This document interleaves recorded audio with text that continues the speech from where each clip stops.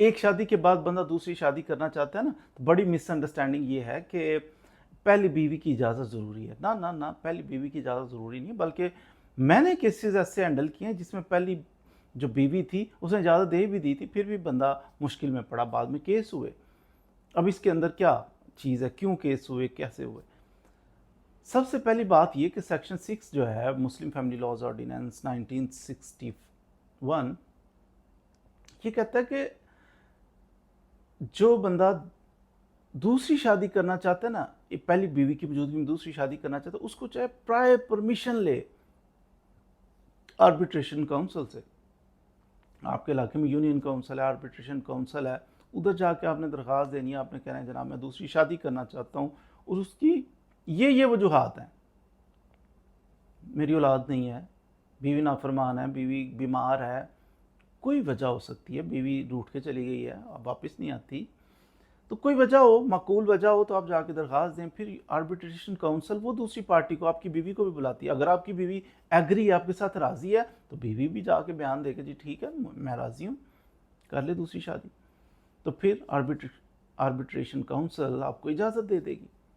होता क्या है, औलाद नहीं है या कोई और बीवी बीमार है, बीवी कहती हाँ कर लें शादी, मुझे कोई इतराज़ नहीं, बंदा कहता है ठीक है, मुझे जब इजाज़त दे रही है कि मुझे कोई इतराज़ नहीं है तो ठीक है, फिर बीवी की इजाज़त ज़रूरी होती है, वो इजाज़त खुशी खुशी दे रही है।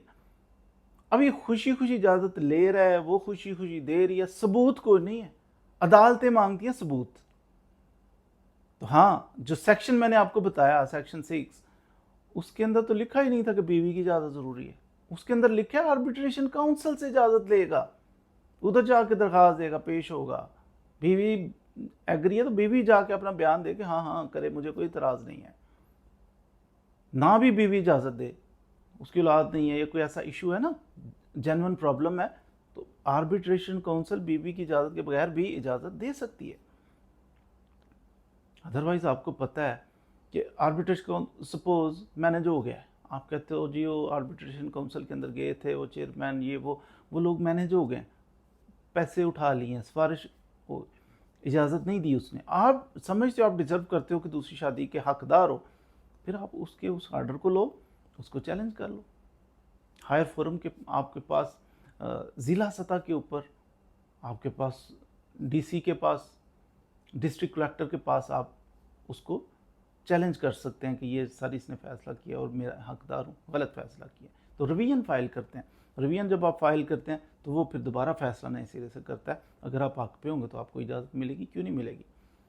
इजाज़त लेनी है, लेनी अथॉरिटी से है, यूनियन काउंसिल से लेनी है, आर्बिट्रेशन काउंसिल से लेनी है, तो रिवीजन में जाके अगले फोरम पे लेनी है, बीवी से नहीं। और बीवी मीठी बन के तो कह देती है जी जी बिस्मिल्लाह आप करें, और बाद में वही बीवियाँ जब दूसरी शादी कर लेता है तो जनाब जाके तो उसके खिलाफ इस्तगासा दायर कर देती हैं, क्रिमिनल केस कर देती हैं। क्रिमिनल केस करती हैं तो उसकी सज़ा पता कितनी है, 1 साल तक आपको जेल की सज़ा हो सकती है, कैद की सज़ा हो सकती है, 5 लाख रुपए तक जुर्माना हो सकता है पंजाब के अंदर। तो इतनी सारी सज़ा जुर्माना, भाई एक दिन भी क्यों बंदा जेल में जाए बिला वजह। तो इसलिए बीवी की बातों में ना आए। अगर दूसरी शादी करनी है, आप समझते हैं कि ज़रूरत है औलाद की वजह से, बीमारी की, जो भी, अगर वैलिड रीज़न है आपके पास दूसरी शादी करने की, तो बीवी की बातों में ना आए, बीवी के ज़्यादा नखरे भी ना उठाएं कि बीवी जनाब ब्लैकमेलिंग करनी शुरू कर दे। एक बीवी मैंने देखी, वो कहती है कि अपनी सारी प्रॉपर्टी पहले मेरे नाम लगवाओ, फिर दूसरी शादी की इजाज़त दूंगी। वो बीमार थी, फैक्ट्री भी मेरे नाम कर दो, मकान भी मेरे, दुकान भी मेरे नाम कर दो, सारा कुछ। अब सारा कुछ तुम्हारे नाम कर देगा तो नई शादी जिससे कर रहा है औलाद के लिए या जिस वजह से भी, तो वो इंसान की बच्ची नहीं है, वो इंसान नहीं है, उसके कोई हुकूक नहीं, उसकी औलाद के कोई हुकूक नहीं होंगे, सब कुछ मुझे दे दो। बड़ी बड़ी ब्लैकमेलिंग औरतें बाद दफ़ा करती हैं। तो मर्दों को भी चाहिए कि कानून के मुताबिक चलें, और औरतों को भी कानून के मुताबिक ही चलना चाहिए। जब कानून के मुताबिक चलेंगे, आर्बिट्रेशन काउंसिल से इजाज़त ले के आप दूसरी शादी करेंगे, आपके लिए मसाइल कम खड़े होंगे, परेशानियाँ कम होंगी। तो उम्मीद है आज आपने दूसरी शादी के लिए पहली बीवी की इजाज़त होनी चाहिए, नहीं होनी चाहिए, कितनी होनी चाहिए, उसके बारे में कुछ ना कुछ सीखा होगा। मज़ीद वीडियोज़ के लिए हमारे साथ रहिए। Thank you very much.